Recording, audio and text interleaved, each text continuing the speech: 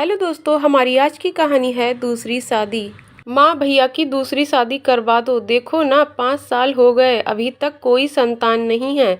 तुम भी कब तक बुढ़ापे में इंतजार करोगी दादी बनने का? पता नहीं किस कलमुही को बहू बना लाई। मैंने तो इतना मना किया था। आरती घर की बहू इकलौती अपनी ननद रीता की बातें सुन रही थी। अपनी पूरी जिंदगी लगा दी उसने अपने सपनों की कीमत पर। इतनी बड़ी कंपनी की बॉस एक पल में रिजाइन करके आ गई, ये सोचकर कि बहुत हो गई अब जॉब।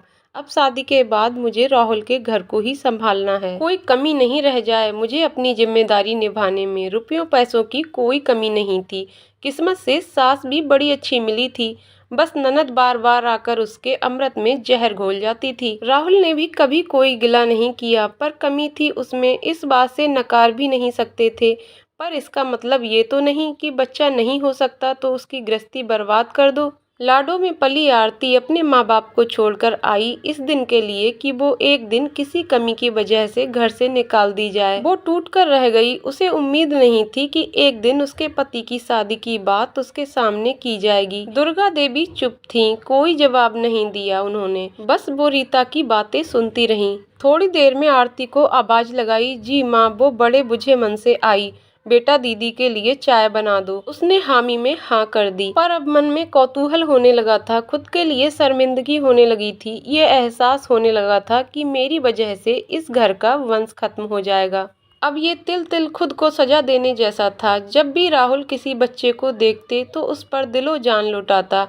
खुद की बहन के बच्चों के लिए ना जाने क्या क्या करता। कभी न कभी तो मुंह से निकल ही जाता कि काश मेरा भी। ये सुनकर आरती के दिल के टुकड़े टुकड़े हो जाते। कुछ दिन बाद आरती और राहुल की मैरिज एनिवर्सरी थी, पर उस बार उसने मनाने से मना कर दिया था। उसका मन नहीं था, पर राहुल नहीं माना। वो रात को केक ले ही आया। मुझे आज कुछ चाहिए, आरती ने अचानक कहा। शादी की ये पहली सालगिरह थी जब आरती ने कुछ मांगा था। तुम दूसरी शादी कर लो राहुल। ये बात सुनकर राहुल के हाथ में जो केक का टुकड़ा था वो नीचे गिर गया। सामने सास थी, पर वो हमेशा की तरह खामोश थी। तुम पागल हो गई हो क्या? कोई भला ऐसा गिफ्ट मांगता है? मैं जानती हूँ आप मुझसे बहुत प्यार करते हो, मुझे कोई संदेह नहीं इस बात में, पर पूरी उम्र तुम बिन पिता का सुख लिए निकाल दो, ये मेरे लिए सबसे बड़ी सजा के जैसा होगा। मैं ये आत्मग्लानि लेकर नहीं जी पाऊंगी। मैं वादा करती हूँ मैं तुम्हें छोड़कर कहीं नहीं जाऊंगी। बस दुनिया की नज़रों में ये तलाक होगा, हमारी नज़रों में नहीं। तुम शादी कर लो और एक नन्हा सा मेहमान हमारी जिंदगी में खुशियाँ भर देगा। मैं भी माँ का सुख भोग पाऊंगी। बहुत मिन्नतों के बाद राहुल ने हाँ कर दी। थोड़े दिनों में राहुल की शादी नीता से हो गई। शुरू शुरू में तो सब कुछ बिल्कुल ठीक ठाक था। वो खुश थी। उसके सामने सारी कंडीशन पहले ही बता दी गई थी, तो उसे कोई परेशानी नहीं थी। और भगवान की दया से वो 1 साल के अंदर माँ भी बन गई। एक प्यारे से बेटे को जन्म दिया। सबके चेहरों पर जैसे खुशी की लहर दौड़ गई। पूरा दिन गर्भ की आवाज से महकता। पर अब राहुल आरती को नजरअंदाज करने लगा था। वो सारा दिन एक आया की जैसे गर्भ को पालती और नीता राहुल के साथ मजे करती। एक दिन गर्भ ने नीता को कुछ गलत कह दिया, जिसका सारा इल्जाम आरती को सुनना पड़ा।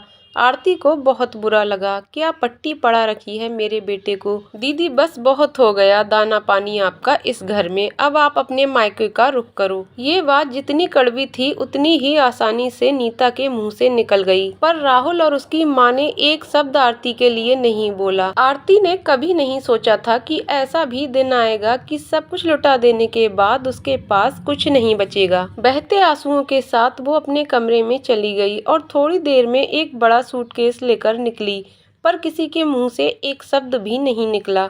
इसका मतलब ये था कि जिन लोगों के लिए उसने अपना अस्तित्व खत्म कर दिया, आज वो उसके साथ खड़े भी नहीं थे। जिंदगी का रुख बदल सा गया। वो अपने माँ के घर चली गई, पर उसका परिवार बहुत अच्छा था।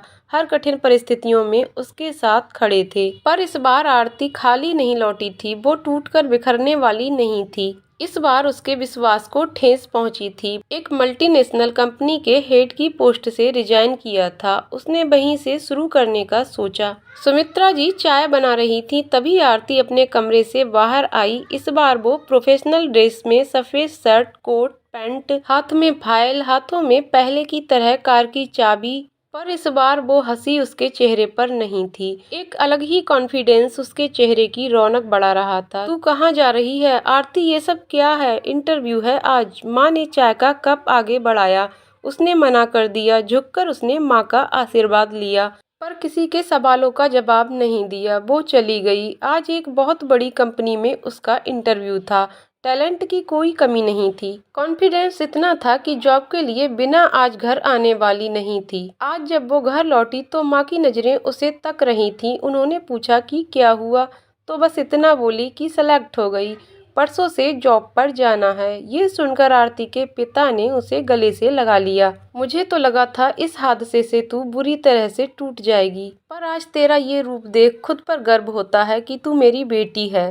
बस पापा, अब मुझसे इस घर में कोई किसी भी शादी की बात नहीं करेगा। जिस दिन मेरी शादी की बात हुई फिर से मैं ये घर हमेशा के लिए छोड़ दूंगी। आरती का जॉब शुरू हो गया था। उसे मल्टीनेशनल कंपनी में अपने बॉस की सेक्रेटरी की पोस्ट मिली थी। आशीष वर्मा कंपनी का मालिक, 40 साल का पर अविवाहित, करोड़ों की कंपनी चला रहा था। आरती का पहला दिन, पहली मुलाकात आशीष के साथ। आशीष को आरती का कॉन्फिडेंस बड़ा अच्छा लगा। धीरे धीरे उसने आशीष के सारे काम आसानी से संभाल लिए। अब आशीष को लगता था कि वो किसी और पर भरोसा नहीं कर सकता। देखते देखते 3 साल निकल गए, पर आरती ने कभी आशीष से काम के अलावा कुछ बात ही नहीं की। आरती, तुमने सारी तैयारियां कर ली? कल की फ्लाइट है। लंदन में हमारे ब्रांड की पहली कंपनी ओपन होने जा रही है। यस सर, आप चिंता मत कीजिए। दोनों अगले दिन निकल गए। आरती के रहते आशीष को किसी बात का डर नहीं था। मीटिंग अच्छे से हो गई। लंच के लिए दोनों बाहर गए। आरती, तुम बैठो, मैं आता हूँ। थोड़ी देर में आशीष अपने फोन से फ्री होकर आ गया। तभी आरती के आगे आशीष ने एक बॉक्स रखा। इसे खोलिए आरती। आरती ने बॉक्स खोला तो उसमें हीरे की अंगूठी थी। ये सब क्या है सर?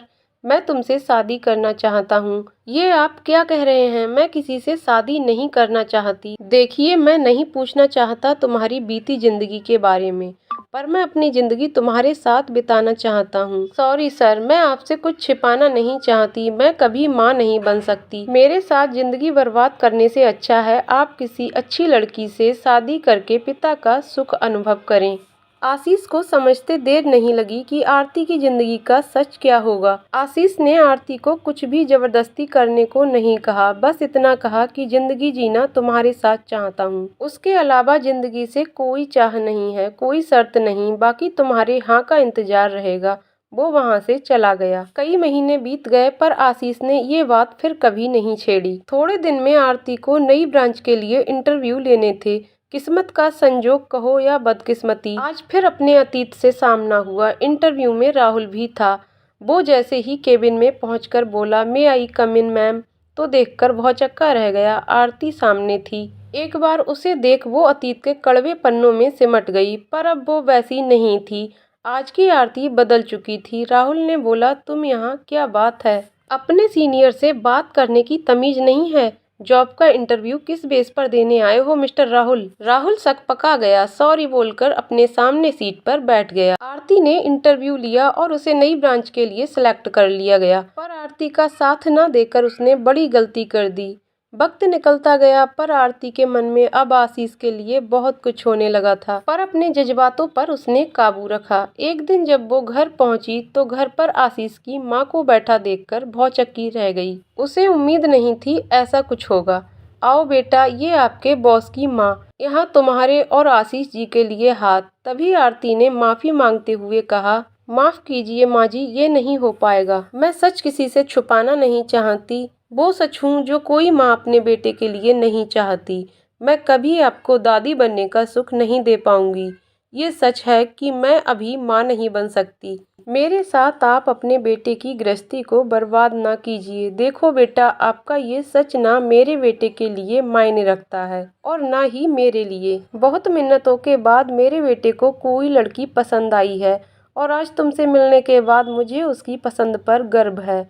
तुम मेरे बेटे की दुल्हन बनकर आओ, इससे ज़्यादा मुझे कुछ नहीं चाहिए। ये वही अंगूठी है जो तुमने पहनने से मना कर दिया था।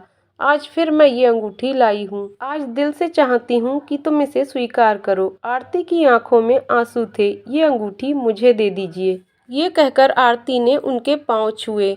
आरती के घर वाले बहुत खुश थे। अगली सुबह जब आरती ऑफिस पहुंची तो आशीष के केबिन में जाकर उसी तरह पेश आई जैसे रोज आती थी। आशीष को कुछ पता नहीं था कि क्या हुआ है। तभी आरती ने अपने बैग से अंगूठी निकाली और आशीष के आगे रख दी। आशीष का दिल धक धक कर रहा था, आज क्या होने वाला है। तभी आरती ने अपना हाथ आगे बढ़ाया, अंगूठी पहनाइए, मैं आपसे शादी करने के लिए तैयार हूँ, पर उससे पहले एक एग्रीमेंट बनाना है, आप इस पर हस्ताक्षर कर दीजिए, अगर सहमति हो तो। आशीष को बड़ा आश्चर्य हुआ, ये क्या है? उसमें क्या लिखा था कि मैं कभी माँ नहीं बन सकती। इस कमी के रहते अगर भविष्य में मुझसे रिश्ता टूटने की बात हुई तो इसके लिए आशीष जिम्मेदार होंगे। और भी बहुत कुछ था जिसे पढ़ते वक्त आशीष की आंखें भर आईं। तुम्हें मुझ पर विश्वास नहीं है आरती? माफ़ कीजिए, अब तो मुझे खुद के किए पर भी विश्वास नहीं है। मैं प्रैक्टिकल हूँ और जिंदगी के वादों के हिसाब से नहीं जीती। आशीष ने बिना कुछ कहे हस्ताक्षर कर दिए। कुछ दिन में दोनों की शादी हो गई। यहाँ भी आरती कभी अपनी जिम्मेदारी से पीछे नहीं हटी, पर इस बार वो सिर्फ घर पर ही नहीं, अपनी प्रोफेशनल लाइफ से भी जुड़ी रही। यही उसका वजूद था। कुछ साल बीते हंसी खुशी के। एक दिन ऑफिस में काम करते करते वो बेहोश हो गई। केबिन में वो अकेली थी। थोड़ी देर पहले ही उसने दरवाजे पर डिस्टर्ब नहीं करने का बोर्ड लगवाया था। आशीष भी अपने काम में व्यस्त था। बहुत देर तक उसके केबिन का रुख किसी ने नहीं किया। जब रात हुई तो आशीष ने दरवाजा खटखटाया, पर कोई आवाज नहीं आई। तब गेट को धक्का लगाकर देखा तो आरती नीचे फर्श पर बेसुध पड़ी थी। आशीष ने तुरंत अस्पताल पहुंचाया। वो बेहोश थी। थोड़ी देर बाद उसे होश आया। कुछ टेस्ट करवाए गए तो पता चला कि वो मां बनने वाली है। ये सुनकर आशीष को यकीन नहीं हुआ। आरती ने और घर वालों ने जब सुना तो कोई भी इस बात पर यकीन नहीं कर पा रहा था। टैब डॉक्टर ने कहा कि आपकी ओवरी में ब्लॉकेज था, जिसकी वजह से आप मां नहीं बन पा रही थीं। इसे चमत्कार कहिए या किस्मत, ऐसा बहुत कम होता है, लगभग नहीं के बराबर। भगवान ने खुशी आपकी किस्मत में लिखी थी। आंखों से बहते झरझर आंसू भगवान को धन्यवाद दे रहे थे। किस्मत की बात थी, आरती की जिंदगी में ये कमी भी पूरी हो गई थी। एक नए जीवन की शुरुआत के लिए धन्यवाद। दोस्तों, आपको कहानी कैसी लगी कमेंट करके जरूर बताइएगा। कहानी पसंद आई हो तो वीडियो को लाइक शेयर करें और चैनल को सब्सक्राइब करें। वीडियो को पूरा देखने के लिए बहुत बहुत धन्यवाद दोस्तों।